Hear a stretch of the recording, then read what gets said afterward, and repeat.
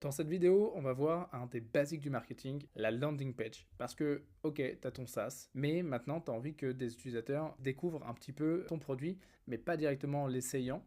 Généralement, on passe par ce qu'on appelle une page marketing, donc une landing page.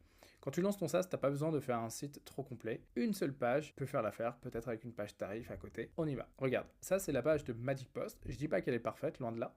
Par contre, elle respecte certains critères de base trouvent sur les landing pages de SaaS. Déjà, le premier, c'est le title, avec vraiment une logique de vouloir avoir une sorte de tagline. C'est pas juste une définition, c'est vraiment la valeur que tu apportes à l'utilisateur. Et ensuite, un peu le sous-titre. Vraiment, concrètement, qu'est-ce que c'est? Ta Magic Post qui te permet d'éviter de passer du temps sur des publications moyennes. Et là, tout de suite, tu te retrouves avec un CTA. Ça, c'est ce qu'on appelle la zone hero d'une landing page. Elle est super importante, cette zone, ça te parle peut-être, mais c'est là où tu auras le maximum d'informations de manière concise à donner à l'utilisateur. Parce que scroller, c'est un effort, et il y a peut-être 50%, peut-être plus, des personnes qui vont tomber sur ta landing page qui vont même pas scroller. Donc là, tout de suite, il faut être super convaincant, il faut comprendre de quoi on parle et ce qu'on attend de l'utilisateur qui vient d'arriver. Ce qui marche énormément, évidemment, sur les landing pages, c'est de la preuve sociale, de la réassurance, donc toujours des petites étoiles, des têtes. Franchement, ça, c'est du basique. Ensuite, quelque chose pour un peu se projeter dans le produit. Vraiment, on a envie de palper, on a envie de... C'est bête, hein, mais on a souvent envie de comprendre le produit. Donc moi, j'ai opté pour une petite vidéo en motion design. Je te le recommande pas forcément, ça m'a coûté des sous et je suis pas sûr de l'impact. Par contre, juste, tu peux faire un enregistrement de ton écran un peu stylé, avec des petits zooms aux bons endroits. Vraiment, tu t'inspires de ce qui se fait et ça fait largement le taf. En fait, l'utilisateur, là, il veut vraiment se projeter, voir un peu de quoi on parle et tout de suite se dire ok, ça a l'air d'être pour moi. Donc super important, voilà le basique d'une landing page. En haut, tu retrouves une navbar classique. Tu vois, moi ici, j'ai préféré distinguer la landing des tarifs. À ce stade, on s'en fout du SEO, on s'en fout de créer un site qui rank bien dans les moteurs de recherche, bien que, évidemment, ta landing page, donc ta page d'accueil, elle doit ranker absolument sur ton nom de marque. Mais ça, c'est un autre sujet. C'est quand même assez basique. Tout ce qu'il faut, c'est que ta page, elle ait son nom de marque dès le début, tu le vois en haut, et qu'elle soit un minimum étoffée avec ton nom de marque et avec la valeur que tu proposes sur ton produit. Donc voilà une landing page qui est potentiellement efficace. Là, moi, je réinsiste sur de la preuve sociale. Et ensuite, on donne les features. Les features, c'est vraiment un peu le basique. Attention, c'est pas une landing page d'infoprenariat, c'est pas une landing page pour vendre une formation, c'est vraiment, là on est dans du SaaS, donc il y a un côté un peu plus formel où tout de suite il faut un peu donner presque les features ou un peu les options qui font que ton produit il est vraiment cool et potentiellement différent de ce qui existe déjà. Donc encore une fois, le but c'est de se projeter, de comprendre un petit peu, d'avoir des mots forts pour donner envie à l'utilisateur. Moi, je mise énormément sur la preuve sociale. Franchement, il n'y a rien de mieux. Et j'en parle dans une autre vidéo. Dès le début, avant même de lancer, en faisant beaucoup de bruit sur ton SaaS, chope des avis utilisateurs. C'est tellement important. Mais ça, c'est un autre sujet d'une autre vidéo. Voilà un petit peu une landing page avec à chaque fois l'inscription. On va pas se mentir, moi j'ai été assez minimaliste. Je pense que je peux carrément la retravailler, l'améliorer. Mais au début, t'es pas là pour passer trop de temps sur des détails, surtout qui n'ont probablement très peu, très très peu d'impact. Aujourd'hui, il y a un taux de conversion de 30% sur cette landing page, ce qui est très bien. C'est-à-dire que dans mon tracking, les 30% des visiteurs vont s'inscrire. Donc c'est ce que je veux moi. Tu peux mettre les tarifs à côté ou alors tu peux les mettre en bas. Les tarifs, il faut que tu reprennes tes tarifs sur ton app. Tu n'as pas à réinventer la roue, tu vois, ici, et moi, boum, je rajoute de la preuve sociale. Parce que c'est vrai que des personnes vont parfois taper dans Google ton nom de marque, et si la page tarif remonte, ils vont même pas chercher à aller sur ta landing page, ils vont direct aller sur la page tarif. Donc c'est quand même important d'avoir une bonne page tarif bien travaillée. Maintenant, assez parlé. Si tu veux construire une landing page, ce qu'il faut que tu saches, c'est que quand tu crées une app, eh bien, ton SaaS, tu vois, moi, Magic Post, il est sur un sous-domaine qui s'appelle app.magicpost. Tu as peut-être choisi autre chose, mais voilà, c'est ce qu'on fait généralement, c'est toujours app.l'outil qui est hébergé sur Heroku. C'est comme ça que ça marche. Tu peux évidemment envoyer ton app directement sur le domaine normal, mais c'est pas trop les best practices qu'on retrouve sur Internet. Souvent, ton app, elle est hébergée sur un sous-domaine parce qu'en fait, tout ça, tu vois, c'est du Flask Python. Et ça n'a rien à voir avec une page vitrine, un site WordPress ou ce que tu veux. Alors évidemment, tu pourrais coder avec Flask ta page marketing, tes landing pages, ta page tarif, mais franchement, je te le déconseille parce que faut souvent distinguer le produit et le marketing, parce que le marketing, ce sera d'autres personnes qui potentiellement bosseront dessus à terme, des équipes marketing, et produit, ce sera toi, ce sera les équipes tech, etc. Donc dès le début, sans ça, et surtout, en fait, c'est quand même beaucoup plus simple de manipuler une page marketing parce que, je sais pas, tu as des promos, tu as des nouvelles choses à mettre en place, des avis que tu veux uploader, enfin, je sais pas, une vidéo. C'est quand même beaucoup plus malléable, beaucoup plus simple, tu n'as pas à mettre en prod, etc. Donc, conseil, va toujours sur un CMS de type Webflow, Framer.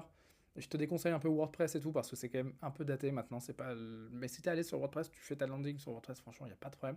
Moi, je recommande Framer aujourd'hui. C'est un peu ma découverte de ces, on va dire, 2 dernières années. Framer qui est un peu qui a été vendu comme le Webflow Killer à sa sortie. C'est pas faux, les prix sont plus intéressants, même si voilà, comme tous les outils, les prix commencent à augmenter. Mais c'est simplement que moi, je suis très team Figma. Figma, donc c'est là où je fais mes web design et tout. Et en fait, ils se sont inspirés de la manière dont tu utilises Figma. Figma, c'est inspiré de Photoshop et tout, pour créer tes pages. Et je sais pas, je trouve que c'est quand même plus accessible que Webflow, qui finalement, Webflow, ouais, c'est un peu presque du low-code. Parce qu'il y a plein de trucs à faire sur Webflow. Franchement, Webflow, j'aime pas. J'ai monté des sites très jolis sur Webflow, mais je me suis dit, mais en fait, c'est relou, c'est compliqué. Donc vraiment, franchement, c'est un peu no-brainer. Je te montre, rapide. On va créer un nouveau projet. J'espère que je peux. Ouais, normalement, je peux. Et donc, tu vois, j'ai tous mes sites qui maintenant sont sur Fragment. Donc, franchement, c'est très, très cool. Nouveau projet. En fait, il y a des templates. Et franchement, pour des landing pages de SaaS, c'est no-brainer. Et quand tu arrives là-dessus, tu vois, hop, tu as créé un nouveau projet qui est en format desktop. Et en fait, tu peux zoomer, dézoomer. J'ai l'impression, moi, vraiment d'être dans Figma. C'est-à-dire que je peux ajouter des éléments, faire des trucs. Mais pour le moment, on s'en fiche. On va vraiment utiliser les templates, tu vois, les basics, les pages, etc. T'as même pas besoin de te perdre là-dedans. Moi, il y a plein de trucs que je connais pas. Ce que j'utilise en général quand je me lance, c'est page, landing page, ou autre chose, tu vois. Mais franchement, selon le site, mais ça, c'est landing page classique pour un SaaS, c'est parfait. Tu fais add page et regarde ce qui se passe. Tu dézoomes, commande zoom, dézoom quoi, et il t'a créé une sorte de template avec le format desktop, le format tablette, le format téléphone. Et ça, c'est trop stylé. Parce qu'il suffit que, regarde, je touche ça, j'appelle ça Magic Post, hop, il y a tout le responsive qui est déjà imaginé. Franchement, c'est trop bien. Donc, ce qu'il faut que tu fasses, c'est toujours modifier ici. Ça, c'est un peu la source. C'est un peu comme en CSS, tu vois, c'est un peu tout ce qui vaut pour tout le monde. Et ensuite, tu peux quand même aller faire des petits tweaks si tu vas modifier là. Par exemple, imagine, je sais pas, t'as pas envie d'appeler ça Magic Post, t'as envie d'appeler ça MP. Tu vois, hop, tu modifies sur mobile, mais ça va pas remonter sur là-haut. Par contre, attention, du coup, si je modifie là, eh bien lui, il a un peu son élément propre à lui. Donc voilà, c'est juste une petite remarque, moi au début, ça m'avait fait un peu bugger. Mais tu t'en fiches, pour le moment, tu crées ta landing ici, et tu vois, rien que là, et moi je pense que je retrouve des éléments où je me suis pas embêté, hein. J'ai repris des éléments de Framer, et j'ai ma landing. Franchement, c'est no-brainer. Alors, un petit truc, et tu vois, la landing, elle est titre, image, enfin visuel pour se projeter ou vidéo. Aujourd'hui, c'est la mode dans les landings. On a le grand titre et une grosse image en dessous. C'est plus la mode que titre à gauche avec image à droite. Je te donne un exemple, tu vois. Ça, c'est grand titre avec texte, tu vois, il n'y a même pas de visuel et tout, on s'en fout. Mais ici, eh bien, c'est titre à gauche et visuel ou interactivité à droite. En l'occurrence, pour ma formation, je trouvais ça plus smooth d'avoir un truc où tu peux lire la vidéo, mais tu vois, si j'avais une photo, bah, ça pouvait marcher. Mais pour des SaaS, c'est quand même mieux d'avoir un gros visuel au milieu, et en fait, c'est un peu la mode, tu vois, il y a des phénomènes de mode. Donc lui, par défaut, il te donne le phénomène de mode, tu mets ton titre là, et tu peux avoir ton sous-titre, tu vois. Ça, je peux très bien le déplacer, tu vois, je le mets là, et donc là, ça c'est un peu le même modèle que Magic Post, tu mets ta petite tagline, tu mets ton petit CTA, et là, tu vois, tu cliques là-haut, link, et tu mets, moi c'est app.magicpost, et voilà.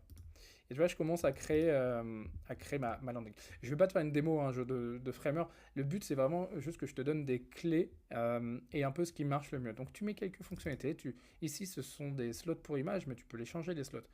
Tu mets des petits screenshots vraiment propres. Tu mets des petites features, l'outil le plus rapide, et tu mets un petit sous-titre. Franchement, rien qu'en reprenant le template, tu peux t'éclater, tu vois. La FAQ, ouais, elle est pas mal, c'est pas mal la FAQ. Et si jamais tu veux rajouter des éléments avec ce template, vraiment, moi mon but c'est que tu gagnes du temps et que tu sortes une LP le plus vite possible, hein. Bah, tu peux aller dans les modèles, et cette fois tu vas pas aller dans les pages, mais tu vas aller dans les sections. Tu peux rajouter des sections, et là, boum, une section en fait c'est ça, tu vois. Ça c'est une section, on peut appeler ça une section feature, on peut appeler ça une section hero.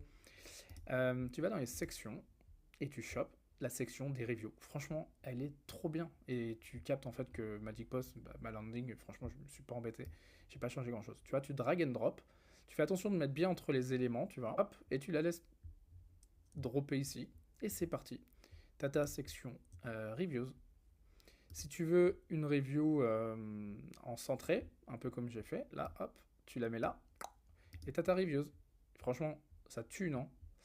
C'est no-brainer. Et ça marche super bien. Voilà, tu peux faire d'autres trucs. Si tu as une app mobile, tu peux même t'amuser à mettre une app mobile. Enfin, tu te balades un peu, il n'y a pas 10 000 choix, mais c'est pas plus mal. Vaut mieux peu de choix et que ce soit nickel. Si jamais tu n'es même pas prêt, tu peux même faire une page teasing. Alors attends, il aurait fallu que je recrée un projet, mais il y a aussi un template tu vois, de teasing de produits, tu vois. Hop, je sais pas si ça va marcher. Ouais, j'aurais très bien pu faire un template de teasing de produits. Il m'a créé une autre page. Et c'est pas mal, franchement, c'est pas mal si tu fais monter de la sauce un peu sur du teasing.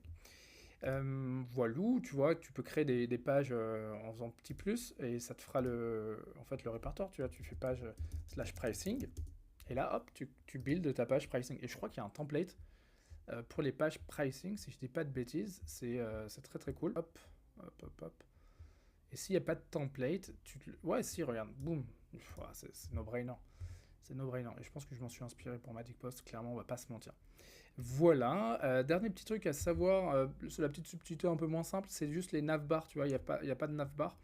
La navbar, bah, en fait, faut que tu peux en prendre un template, après, je te conseille vraiment de la retoucher. Et en fait, tu la drag and drop en haut, hop, voilà. Voilou, et en fait, tu verras qu'elle a 3 versions. Mais c'est un élément distinct. Tu vois, quand c'est violet, c'est que c'est un élément que tu vas pas éditer en direct. C'est un élément en fait qui a une source ailleurs. Et tu vas double-cliquer dessus. Et hop, tu es en train de modifier ta navbar. Moi, c'est des petits trucs sur lesquels j'ai pris un peu de temps. Et en fait, c'est assez bien fait. Tu as 3 versions de nav. Ouais, tu as 2 versions. En gros, tu as la desktop qui va se réduire toute seule si tu es sur tablette. Et tu as une version vraiment téléphone qui est pensée pour quand tu cliques là, ça ouvre un menu téléphone. Je te dis ça parce que regarde, quand je reviens sur ma page principale, donc j'ai ma navbar desktop, on va dire. J'ai ma navbar tablette qui est en fait la desktop un peu réduite. Et j'ai ma navbar dédiée phone.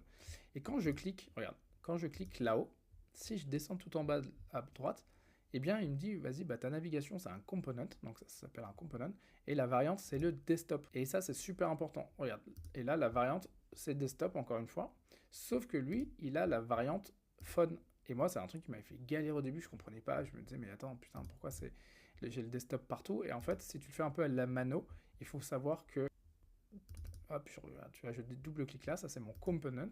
Et en fait, j'ai 2 variantes, j'ai phone et j'ai desktop. Alors phone, il y a une sous-variante qui est le phone open.